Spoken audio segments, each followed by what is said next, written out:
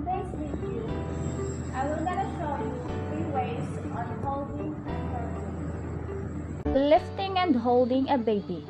Perform proper hand hygiene.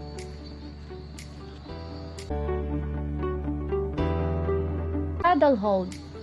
Make sure that you provide support on their neck, back, and head, also on their bottom. Lap hold. Sit in a chair with your feet forming on the ground and place the baby on your lap. Their head should be at your knees, face off. Baby feet should be tucked in on your waist. Hip hold. Face your baby outward and make her sit on your hip bone. You should wrap your arms around your waist and baby will be to look around comfortable. Shoulder hold.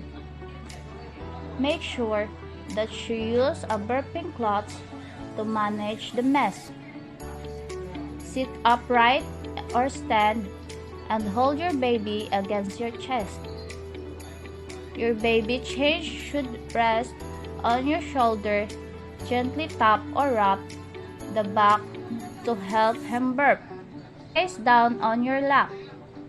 Holding your baby sitting up in your lap or across your knee to support a baby chest and head with one hand by cradling your baby chin.